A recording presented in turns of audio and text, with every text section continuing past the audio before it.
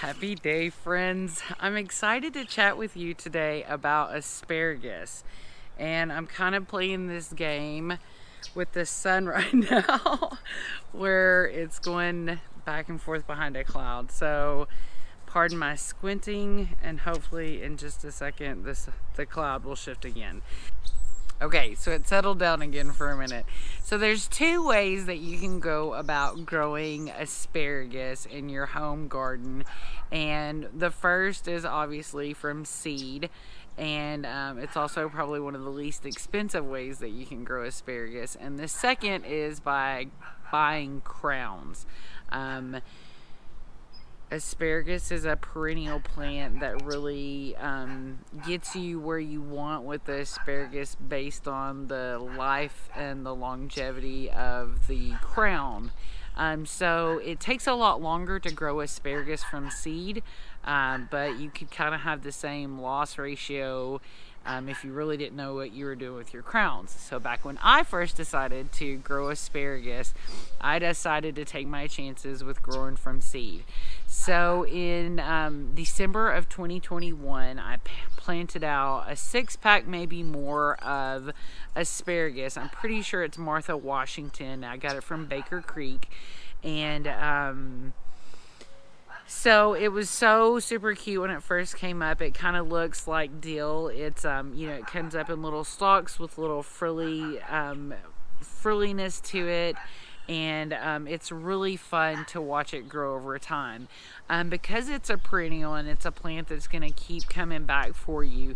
If you are interested in growing asparagus, then you definitely want to choose a place that is going to be a long-term position for you. So whether that's in an in-ground location or in a raised bed that is really going to primarily be dedicated to asparagus and asparagus companions, or you're gonna have to create a new space for it. So my husband grew up with his grandmother living a little bit north of here, and they had just a small field of asparagus that was amazing, that came up year after year after year. Now, of course, a lot of us don't have that privilege or that opportunity, and so even though I've got all of this land, at first I really didn't know where the perfect spot was going to be for my asparagus, and I really wasn't completely all in on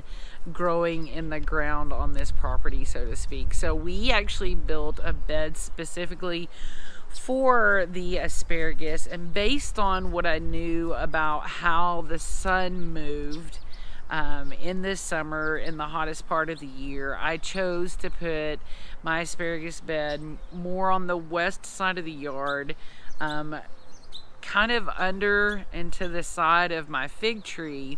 So throughout most of the day, the asparagus is getting quite a bit of sun, but as it gets into the later afternoon when it's really, really hot, then it gets shade from the asparagus tree, and it also gets a little bit of shade from this stuff that we've got up on our fence from that harsh late afternoon west sun. So I would suggest you looking for a situation like that where maybe either trees or a serious shade structure are going to be able to give you just a little bit of relief in the afternoon. Otherwise, one of my most favorite things about growing asparagus is they really don't mind the heat the way that you would think that they would.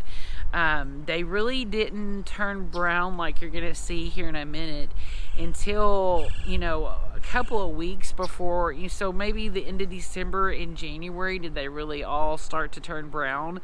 Maybe because of the cold weather, I'm not sure. But so something that's certainly neat about it is that even in this summer when a lot of other things are struggling, there's still some green activity going on in the asparagus bed.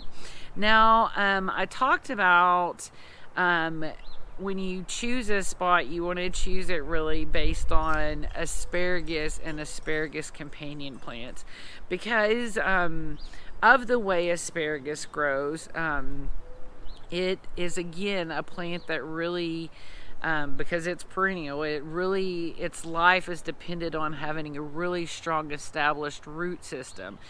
So that's a reason why a lot of people go with crowns, because you typically can buy the crowns. They're a year or two old. So hopefully after having them planted a year, then you'll be able to harvest the next year. So when you grow from seed, you have to really let your plant get established 1 to 2, maybe 3 years before you're going to have harvestable asparagus. Now you'll also see here in my video in a little bit, there's a couple of asparagus that could be harvested, and I chat with you in the video about why it's not to the benefit to harvest it right then. For that, it's better to let it go through its full stage, and continuing to build the root system underneath, because in the long term, that's what's going to make us awesome asparagus, is that root system. So most of the companion plants that you're going to think about for asparagus are going to be shallow rooted plants. One of the first things that I grew over there with the asparagus was lettuces, and some of the lettuces reseeded in that bed.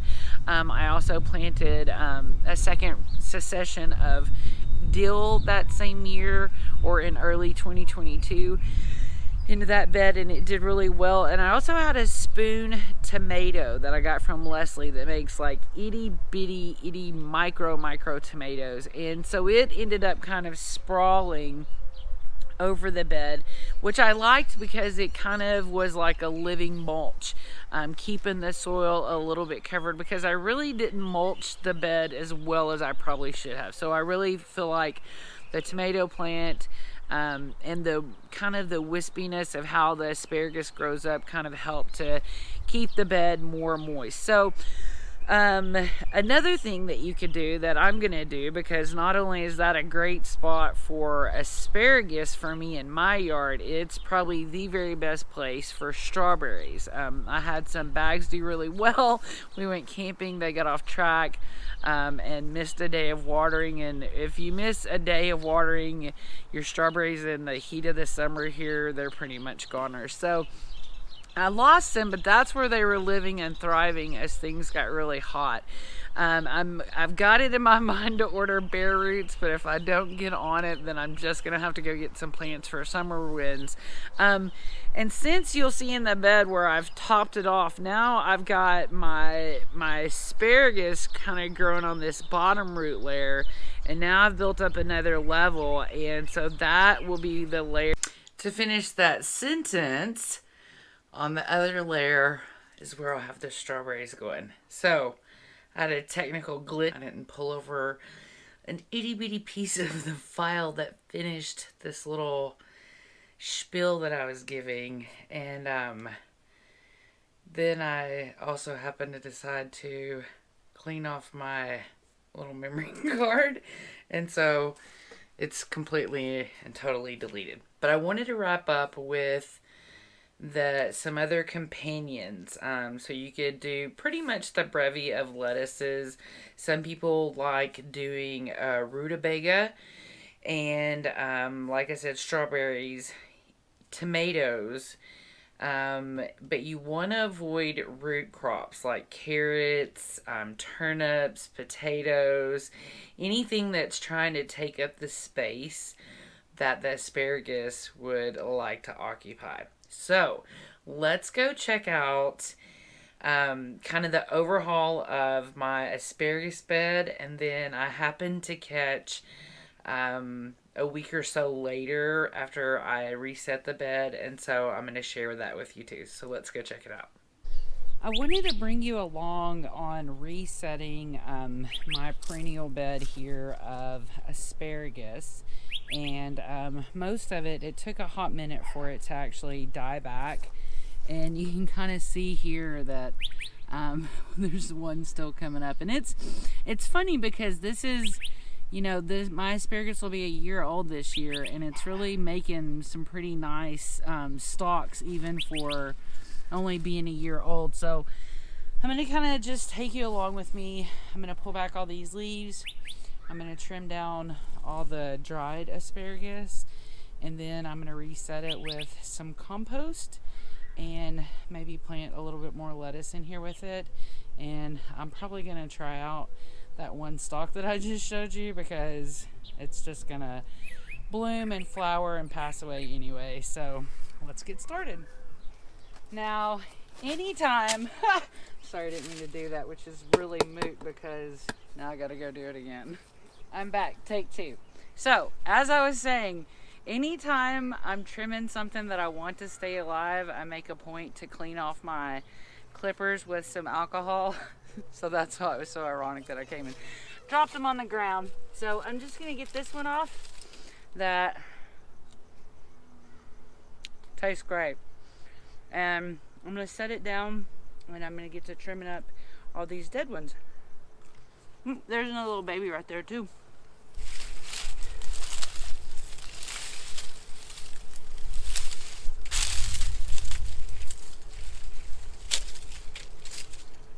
Dealing with asparagus is like dealing with the, long hair sometimes, because it gets really wispy as it grows out, and then it's all scraggly to deal with. So just cutting this back so that we can get a fresh slate for our spring asparagus. And it's still going to be really small, and most people would still tell you not to harvest it. Here's one that's coming up, and the reason why we want to avoid doing that is because, much like for the last year, we're really trying to develop a root system here, because that's how asparagus, how they fulfill their life as a perennial, is because they're creating a really strong root system underneath so that they can continue to grow every year. So just getting some of this pulled back. There were some weeds in here a week or so ago, but I came and got most of those out. And last year I had some dill over here, and so it's come up. Some seeds must have dropped. I had a spoon tomato over here that keeps making a revival as well, but it got a little too cold for it. I'm just gonna bury that dill a little bit more. Get all the leaves out. The leaves are excellent mulch, but right now I want to get my new compost in here, and then I can put some leaves back on top of it when I'm done. So this is kind of, the low-key way to maintain your asparagus bed, your perennial bed. I probably could have done with doing this a month ago, but like I said, it took a little while for everything to really die back. And even though I've got a couple sprouting up, probably still on track for the spring. And this bed's been getting about as much water as everything else. Thankfully, the rain has really helped me be a super lazy gardener and keep my plants going. So, almost got the leaves out.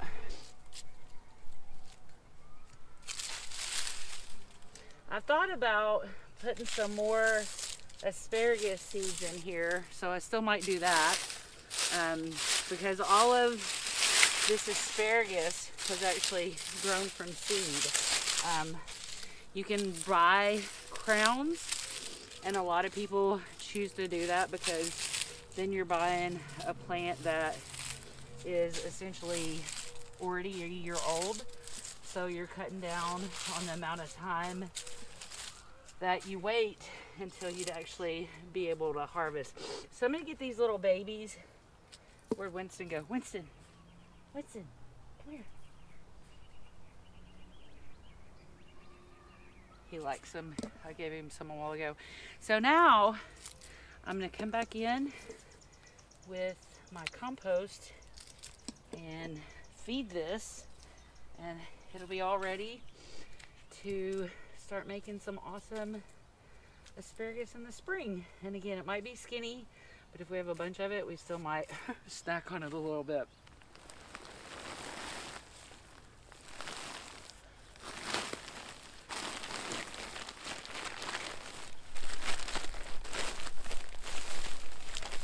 Probably should have got a bucket for this, but I got real lazy there at the end.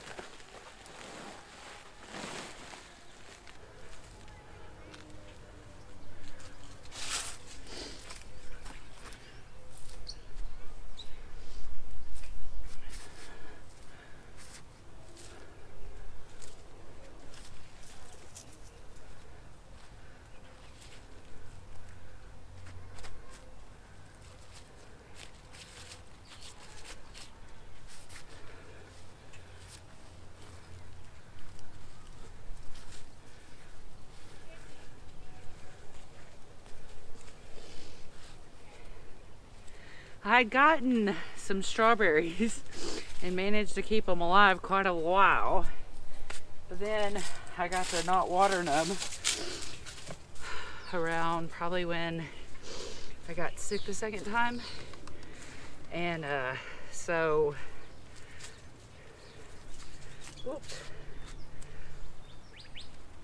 in the midst of that, I lost some of those strawberries, because my plan was to come in and do strawberries in this bed because I know it's the best place for strawberries. The ones that I was able to keep through this summer, they kept over here until they didn't get watered. I really think that this is going to be a great perennial spot for strawberries and asparagus. So there, we've got that reset. We can just water it in and be good to go. I had to bring you back out because you got to see me top this off with fresh compost and all my blend stuff. And you know, honestly, I've watered it like one time because that's how awesome of a gardener I am right now, and I don't really think we've had rain.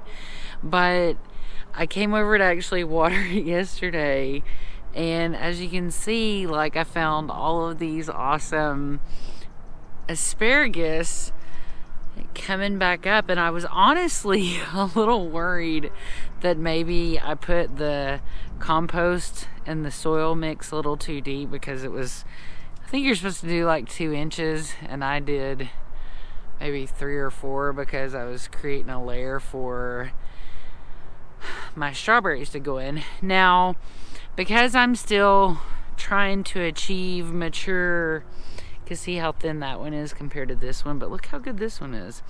But I'm still trying to get these to real maturity. Like if I had a pencil, that's almost pencil for being 1 year old.